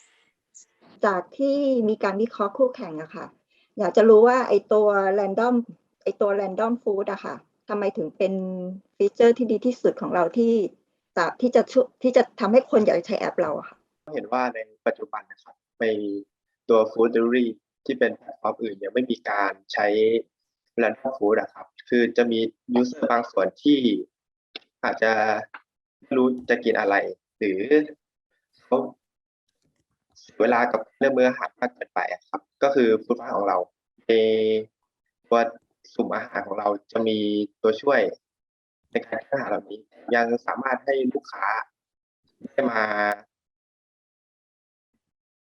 พบเจอกับร้านอาหารใหม่ๆหรือเมนูใหม่ๆที่เขาไม่เคยลอง Yeah, so I want to know, how do you plan to attract customers? Because I think there are some people who like the random. For someone like me, for example, this is my worst nightmare, because if I get excited about a meal and then it's random and it comes and it's not something I love, I'm like quite disappointed and I've spent money. So I'm wondering is there any incentive you guys plan to put in place to really encourage the customer to try this? Like, is it going to be cheaper than if you got it on Food Panda or Grab or direct from the business themselves? Or is there some other way to entice customers aside from only the fact that it's a random offering? ในส่วนนี้นะครับเรามีการสร้างอัลกอริทึมที่ช่วยซัพพอร์ตในส่วนของในกลุ่มของลูกค้าที่ไม่พอใจเกี่ยวกับการสุ่มอาหารครับเราให้มีการสุ่มแล้วก็มีการเก็บข้อมูลที่เชิงลึกมากขึ้นนะครับเพื่อที่จะให้เป็นโปรดักต์ใหม่ขึ้นที่คิดว่าเป็นโปรดักต์ที่ลูกค้าเนี่ยน่าจะสนใจแล้วก็เป็นเหมือนช่วยให้ลูกค้าเนี่ยได้รับสิ่งใหม่ๆที่ใกล้เคียงกับความต้องการของเขามากที่สุดนะครับผม Yeah, hello, we are Eco Fashion, YOGU, where Ecos stay echo. And now, are you truly happy with the pile of clothing you have? Hey, Esther, I think not everyone really know how to distinguish between us, you think? True natural fabric. Have a last ask them. Hi everyone, can you distinguish between us? Or do you own any of us in your closet? If you do, please thumbs up. Oh, well, I think we should have an official introduction. All right, then. So, hello again. My name is Esther, and I made from raw petroleum, traffic guide, and were sharing to clothes by female workers who are poorly paid and working overtime. I word of about more than 15 million tons of microplastic during the wash process, according to a research on New York Times, and I come into people daily food like fish and carrots. Oh, well, it seems that when you have an unhappy life. Hello, I'm a natural fiber. When I were a tree, I absorbed a lot of carbon. Then I will harvest it, warm it into yarn, fast in natural dire water. Yes, I'm soft, allow air ventilation and shade, provide higher income for disadvantaged women.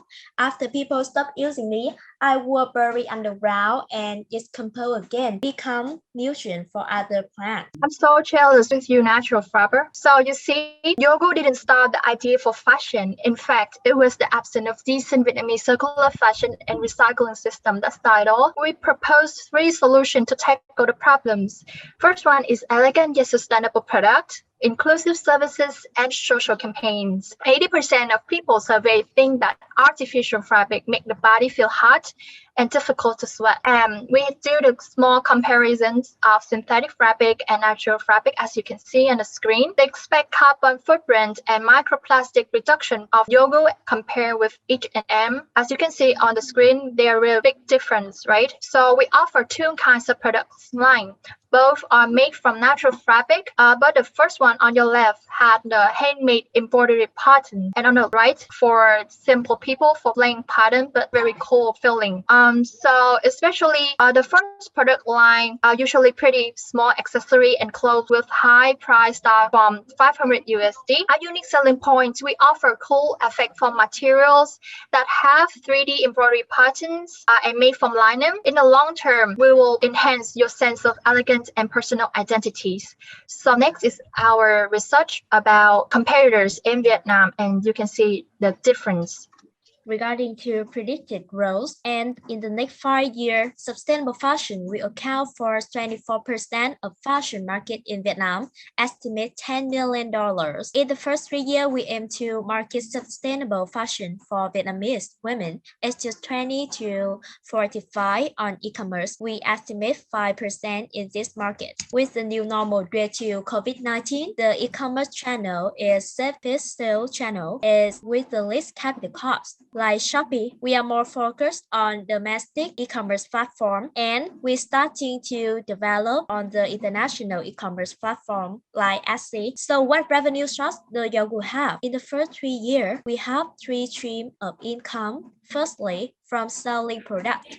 Second, from our community affiliate marketing. Third, from financial activities. With the goal of greening the supply chain for environment, we plan in the next 5 years, we build a renewable energy system for clothing production process. We move on the social campaign. The big difference that help us make a big social impact is monthly social campaign, where eco campaign series are organized by YOGU brand with the goal of promoting green wearing behavior and at the same time raising awareness through brand communication, and co-hosted by local environment and startup support organization. We organize parallel offline activity and motivated people to take action from the smallest thing. And the next is a 3-year plan. So this is our 3-year plans, and this is our team. And finally, let's make the earth and human beautiful again. And thank you for listening.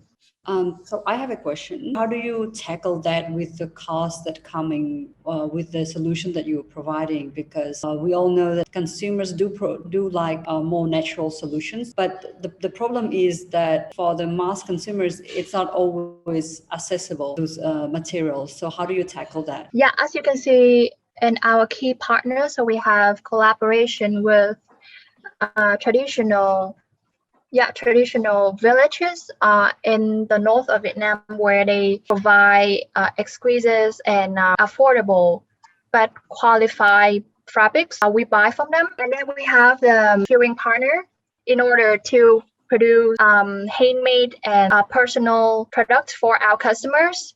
So basically, as we do research, most of the products out there on the market are not very different from each other, but the difference is we sell our story and we deliver our values of protecting the environment and wear slow fashion. We know that the cost for materials is very expensive, so we don't rush for scaling up right now. We just sell our story, design our product, and building our community sustainable and gradually Yeah, I have a question around, because it's kind of custom made, tailor made. How do you plan to manage your inventory of material, considering that everything is so customized? Like every month or every season, we have new collections. So we have collaborated with many outsourced for the clothes. So when the customer comes to us, so they will give us their size. That's the moment when we start to do the product. And we also say that because you're using the slow fashion, so you have to wait for your product to be customized like that, and they all agree. Right. Yeah, I think it just ties into the earlier question from Trang as well. If it's customized and it's highly sustainable, I can imagine the price to the customer is going to be very high. So are you going after a much more niche market rather than a mass market? Exactly, we're going after a niche market, as you say. One question is that for the route to markets or go to markets. So here I'm not very clear about how do you deliver your product to the market. For example, do you choose like a ZT channel, general trade channel, or you choose like a shopping mall, empty channel, or maybe e-commerce channel? Because for fashion, it needs like a physical test. For example, so I choose my search. For example, I need to go to offline to make sure that this one is fit for me. So in that sense, how do you tackle this problem? I am working for an e-commerce company in Shopee, so I totally understand this problem. Content feedback is a king. With the former customer, that we should set them to order our product on the e-commerce. So I have the first feedback for our product. Other customer see our product, so they see the feedback, so we trust the feedback, so they will buy them. Just one question tied to this. Actually, for fashion e-commerce, return rate is very high because obviously you cannot try the product before you buy, right? So would you allow your customer to return the item? Because they're ordering it e-commerce, it's going to be customized to them. If they receive it and they don't like it, do you allow your customer to return the item? And if so, how do you then make money, or how do you sell this customized item to someone else? When we sell in the e-commerce, actually the shipping refund product, and the Shopee, the e-commerce will pay for it. So we just pay for the product. We will repair it. They have many vouchers like free ship or something like this. So customer can buy product cheaper than traditional. Before I gonna start my presentation, I want to say thank you all of the trustee and everyone to spend your recent time to listen to my pitch today. So we start now. Julie is 30 years old. She's going to have a party tonight with her crush, and she's feeling like she has nothing to wear.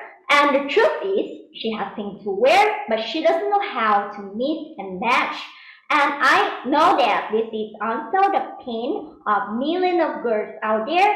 So both worked out to solve their pain. So what if those is a personal styling shopping service? We will bring the style and confidence to every people who comes to our door. To test our market, we have run an advertising in Facebook over 7 days. So here what we get, the post engagement is nearly 1,600.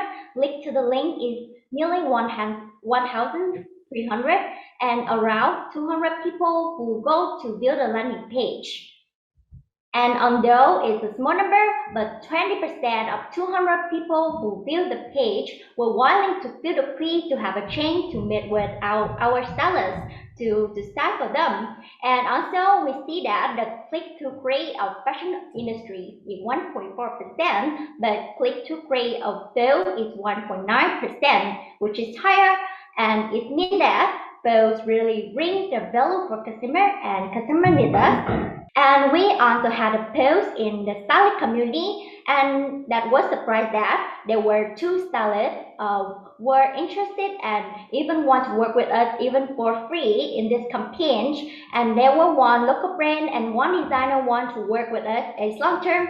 And here what our customers say, they say that with though they would save a lot of time and money later to shopping, and both even can help them to buy their style. And interestingly, one of our customers even sent a video for feedback. So let's see. Hello, my name is Lee. Last week, I played the mini game and had a train to E4 service. It was so great. I could find the style of fit for myself and even more some tips for shopping more effectively. It was a great experience. Thank you so much for. See you soon. You may so curious how it works. So we have online shopping with personal stylist. So when you go in our platform, you need to complete the quiz about the size, and then we match you with the best stylist for styling an outfit for you based on your budget, and then we deliver the outfit to your home. Then you have 3 days for trial. After that, just keep those items you love and return the rest. And we also have premium service for those people who doesn't need stylist as much. So firstly, they need to upload their wardrobe and then mix and match manually. Our stylist then will take a look and give some item recommendation for them to make a perfect outfit. And why though? You can see here we have a lot of data to build an AI to support the stylist to make the more accurate decision and build strong relationship with the customer. We earn money based on 2 models, the styling fee and close sale, one-time stylist fee for those people who just going to shop one time, and the subscription fee for those people who shopping more frequently, and the close sale is based on the local brand, shorts, and our own brand shorts. We have some fashion e-commerce competitor in Vietnam, but none of them is doing really good at personalization, the shopping journey for the customer. To get a break-even point, we need to get 1,500 orders at the cost at average $17 per order. Here is our revenue, and it's been forecasting. We have our team. One is the artificial intelligence expert, and me and my friends is both in entrepreneurship and innovation concentration, so we believe we can build both. So in conclusion, both create a personal styling shopping service for busy people who have problem with fashion to upgrade their style with less time and less effort. Do you see this as a service that customers use one time, or something that they would repeat over and over again? I explain it, the service that the customer can use again and again. And all of your recommendations are powered by AI, or is there a human component to it also? We are planning to have an AI in the future, but in order to get AI, we need a lot of data. So firstly, we combine the input data like client data, merchandise data, and feedback data, historical feedback. So in the long term, you can see that we can view AI to support the stylist, and maybe in long term, we also use AI to support the stylist to make more accurate decisions, because AI cannot do everything. Did you build, and also how to develop? We plan to go to the market at the first stage. So we should go to find some early adopters. Like we think that our customers have some variables, like they're busy and they have problem with fashion. Firstly, we find that it can be we open some fashion group, and we can go to some university to pitch to have some of our customer here. It can be some graduate student and ready to go to work, and they need to dress up well. And also we have we think about our early adopters like busy mother don't have time to go to shopping, and we can reach them maybe in the office or give them some flyers to have introduced about our service, or reach them in some mall. And in the mass market, we can get some of our customer in social media like Facebook, Instagram, and in TikTok. We plan to use affiliate marketing to. Would the AI be customized according to what the customer has in their closet? Because a lot of times they wouldn't have clothes that the AI is portraying. When we can develop the AI, it can have a lot of items based on your taste. They upload their wardrobe and then mix and match with those items in our platform. And then our stylist will go to take a look and then add on some item recommendation, like full outfits would be you have a shirt, you have a skirt, and you need more accessories. So they can recommend to make the perfect outfit. How long would it take to customize an outfit? Around 1 day or 2 days, and deliver that to the home. If I look at your target customers, it's 18 to 40 women. That's quite spread out for fashion industry, because 18 years old dress very differently from 40 years old. So if you were to focus on one group of customers, the go-to market, like you say, the early adopters for you, what would be your market strategy? And I mean, what's the target customer that you will focus on at the first stage? At the first stage, we want to focus on the people who have middle income first, women and maybe professional jobs. What's your market strategy if you choose that audience to end? What's your marketing strategy to enter the market? Enter the market, we think that we're gonna reach some of our first customer is early adopters, so and then get referrals from them, and also we gonna market in some social media like Facebook. It is the later stage. Okay, how many customers you focus in acquiring for the first year? In the first year, we forecast we're gonna get like 1,000 customers. Okay. No, 1,000 orders. Around 320 people. Yeah. How can you differentiate yourself if the competitor also offer the service like mix and match? In Vietnam now, the fashion e-commerce is popular, but none of them is good at personalization, and importantly that we have the relationship with the stylist. And secondly, you can see that we have a lot of data. It's long term to build up the AI. In the marketplace, we can make the balance. We have the stylist, local brands, and we also have the customer. So it's a balance. If we can think like other way that some fashion e-commerce to join to the market, they can be the partner of us, not a competitor, because building like stylist community and having a lot of data to build up the AI, they're taking a lot of resources. Greetings from SWAGSWAP. Do you know that fashion garbage is 4% of the world's garbage? It seems little, but actually it represents 92 metric tons of the world's garbage per year. Our target audience is Thai female Gen Y and Z, who are middle class, age 18 to 34 years old in Bangkok, which are about 300,000 people. The reason why we chose them is too simple. The new generations fit our values as they are aware of this problem and not letting this issue be deep-rooted anymore. Here are the proof that we understand our customers. Almost 80% of Gen Y and Z got rid of their clothes last year, which 40% of it is one-time use. And moreover, about 18% of the target group has more than 100 clothes, but why they all unanimously answer that they still have nothing to wear? We have the answers also. According to the validation, we found out 3 significant pain points. That first, customers don't want to wear the same clothes. Second, to get rid of clothes is time consuming. And third, purchasing new clothes is not green. So we come up with our solution, SWAGSWAP, a web application inspired by no buy, reuse, and forward concept that we aim to allow customers to swap, buy, sell, and borrow in one platform.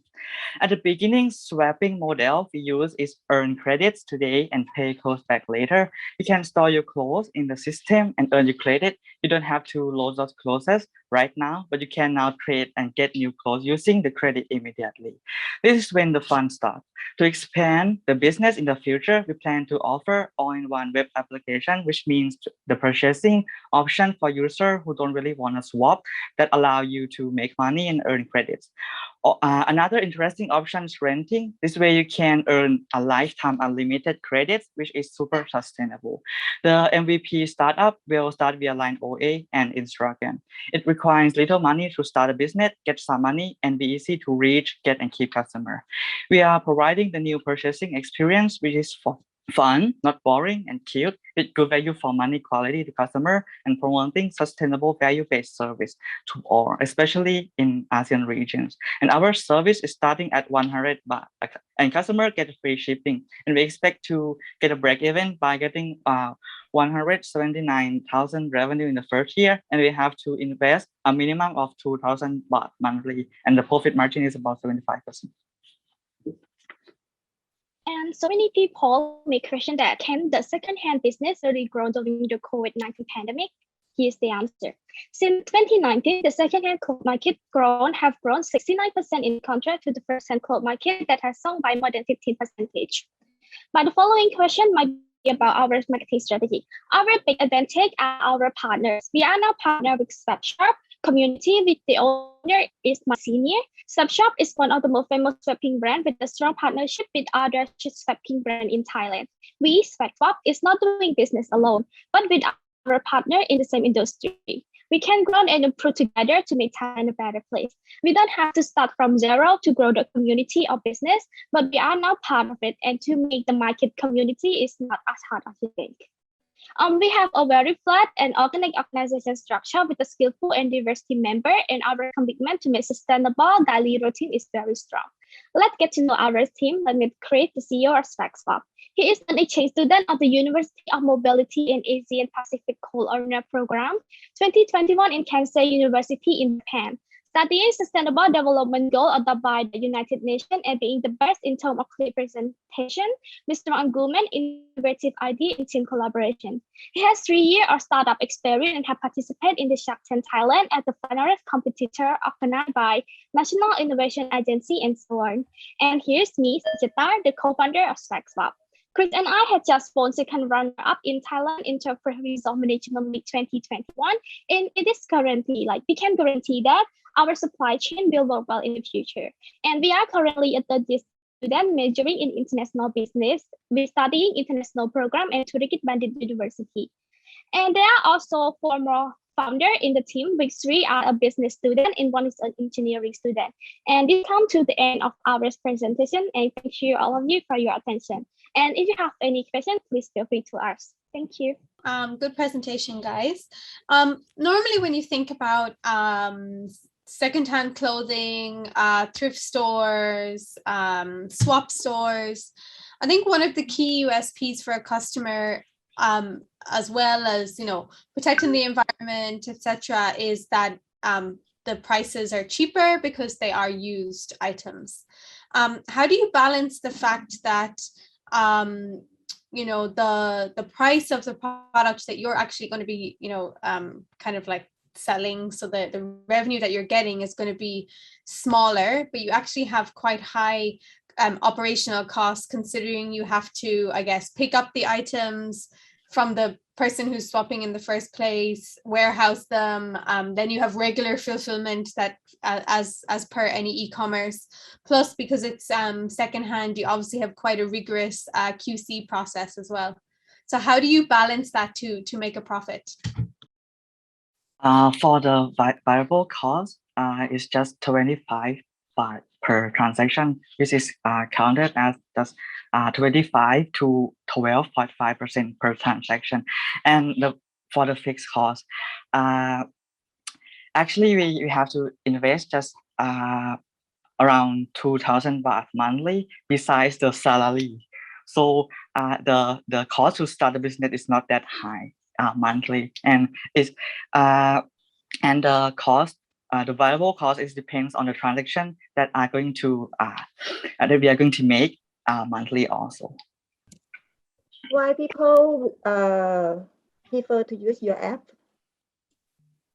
I'm sorry. Why people will prefer to use your app rather than other platform? Actually, at the beginning, we don't force ourselves to use any high technology because it costs money. But we also focus on one style. I would say one style first. Shita, can you explain more about that style? Actually, we start with the partial clothes. So like it is not, how can I say this? It is easy for our customer for that. Because the clothes market itself, it has different style, and different style of clothes have different target audience, and we only focus on just one specific clothes style first, and our community, which is the other brand, also focus on the other style specifically. So we can share the community and share the marketing strategy, the resources, and everything in the community also.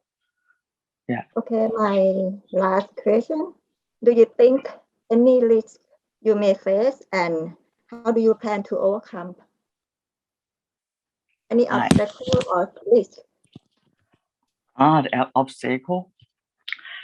Actually, now there is no like the after COVID situation is not unsure yet, because the way of doing business before the COVID, during the COVID, and after the COVID is not the same. So maybe we have to do the research on the market quite often to get to know the update of the customer, also the style and the customer behavior, that we have to focus more on it. But that's also not the problem. Yeah. First of all, I want to say hello to the judges and all the participants in our Zoom. Hello, everyone. Have you ever thought that the kitchen appliances industry is boring? Now, forget it. I'm Jamie, and this is our idea, rock the industry. Have you ever opened the fridge and found out that the food you are going to eat has been rotten long ago? Yeah, right?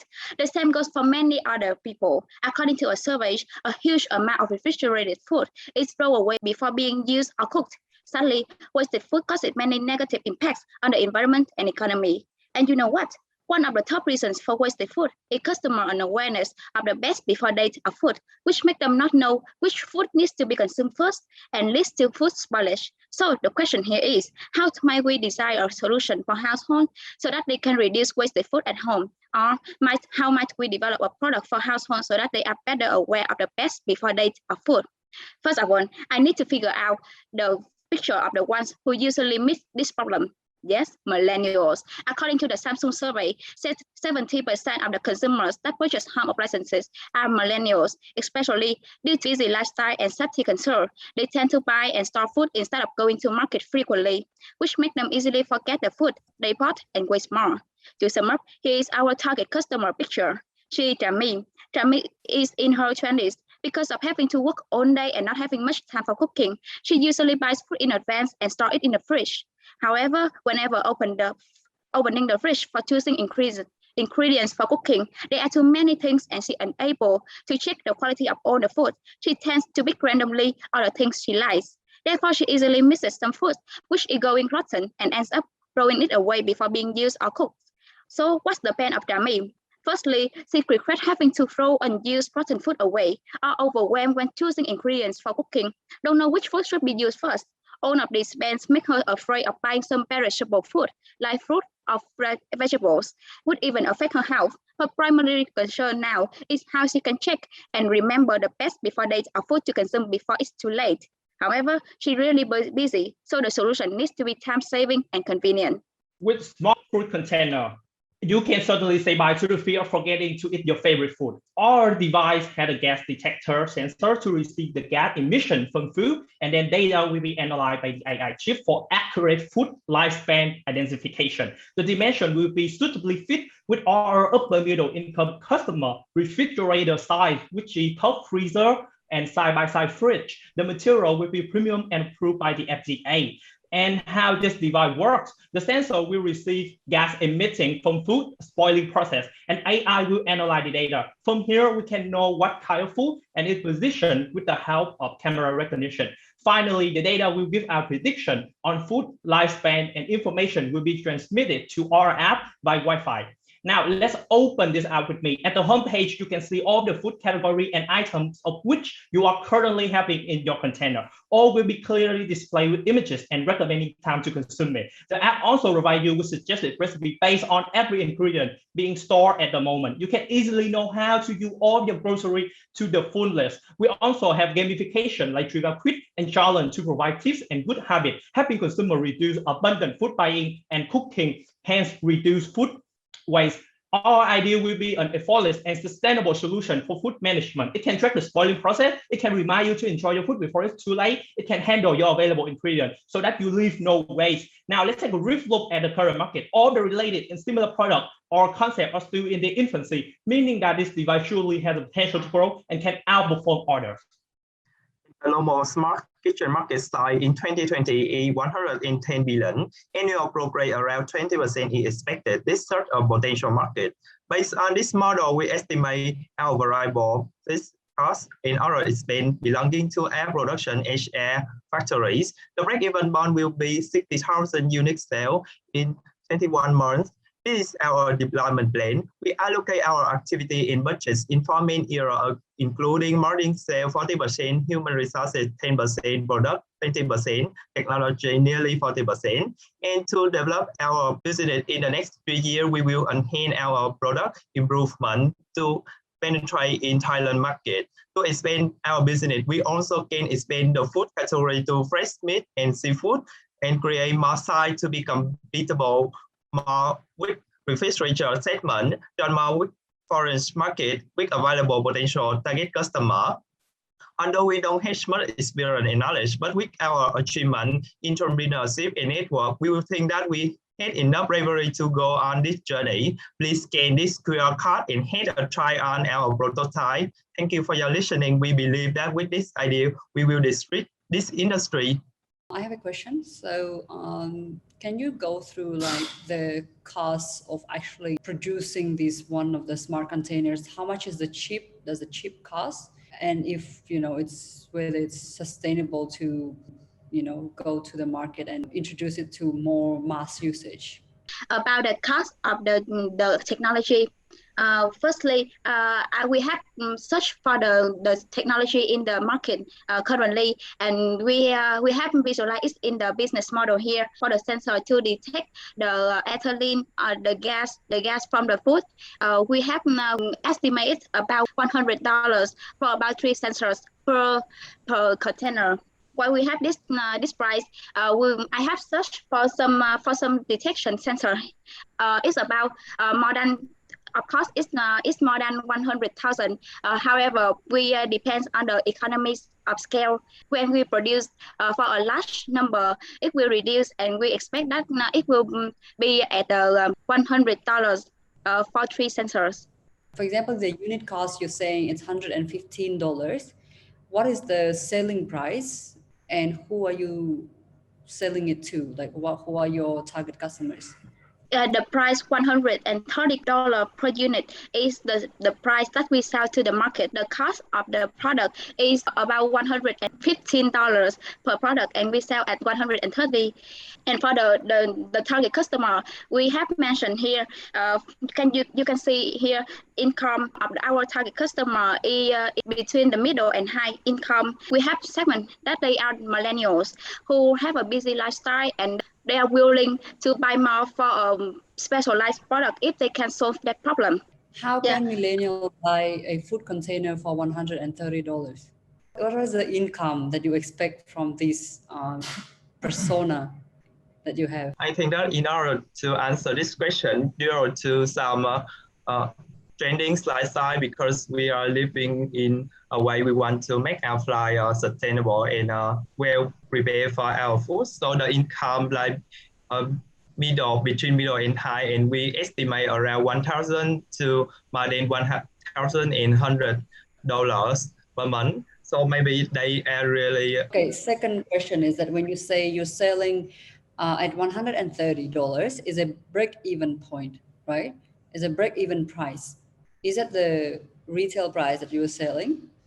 Or it's a break-even price? Because if you sell at $130, the cost of the product itself is $115. Your gross margin is 11%. That means that 11% you need to pay human resource, you need to pay office, you need to pay etc. Everything else. How can you pay with 11% gross margin? With the cost structure here, I have at the cost of human resources, factories, or even marketing costs into the cost of each product. So that 7% here is not combine the cost of other factors like human resources or factories. We can say that 7% here is our revenue. Your calculation is wrong, or the thing that you're presenting is wrong. Because your unit cost is $115 and you sell at $130. So you have $15, right? Yes. Of, after sale, after the costs, right? Cost of goods sale. Then $15 you need to cover. That's $15 per each. And then that you have to cover all the fixed costs, right? Yes, so yes. 11% of gross margin. And with 11%, and if you calculate with the production, human resources, marketing costs, then fixed costs, with $15, I don't think that you can make it happen. I think I understand your question. And that's also the reason why we leverage our number of unit production into around 63,000 units. And to meet the break-even bond, we need around 21 months. So I think the percentage in some first year is a little bit small, but then when we come to the break-even bond, we can try to optimize our production way and in order to reduce some of the costs and maybe protect our copyright in order to make our product more cheaper. The kind of research behind it and everything, it's quite clever. I think what you really need to look at, is there a way that you can maybe simplify the technology or, maybe at scale so that you can actually make the consumer cost smaller? Because even for me, I think for a food container, I would probably spend that $130 on something else that can be, multi-purpose or used in other ways. When you think about it, it's around 80 to 100x the price of a regular food container. I think it's very clever. I think the idea is very cool. It's very interesting. I haven't seen something like this before. But I think your costs definitely, I think that would be your challenge. You should try and find a way if you can make it much, much cheaper, particularly in maybe a more developing market like Vietnam. Can you tell me how long does it take for you to realize your project? In the case that, okay, your project is approved, and how long does it take for you to realize? So it's 2 years, 1 year. And second one is that I would love to see the marketing campaign on the marketing, the launch plan. For the launching, we under this COVID scenario, I think that we will focus on the e-commerce channel because our target audience, they are living in big city, which is Hanoi and Ho Chi Minh City, which 70% of the online purchases coming from those big two cities, and 27% of those online purchases is for electronic products, and also the 26% of purchases online is has the price above 1 million. So Vietnam we are currently having the fastest growing retail market which have a penetration to the 36% of population. So e-commerce will be our key channel. So how long does it take for you to realize your business? We would like to ensure about the technology of the product, so that we have to work with our partners to show that our products work well, and after that we will take it in the market. If the product is not, if the technology of the product didn't perform well, we have to the R&D process again to improve the quality. So in the case that we launch this project, so any maybe competitors or like a cannibalize or competition from Tupperware or other box like Lock and Lock, for example? The biggest difference between our product to Tupperware and Lock and Lock, because they are offering a container to and doesn't have electronic technology integrated inside. However, the USB we're giving for the customer here is that they have more control to their food, like they can know the time to consume their food, they can track the food lifespan, and also with the app they can utilizing the available ingredient, which Lock and Lock and Tupperware they don't have it. It's just a simply container. And for the near competitor in here is Honeybox. So which it is a company in United Kingdom. However, this company, they have different customer target customer, and also they're using different technology for different food categories.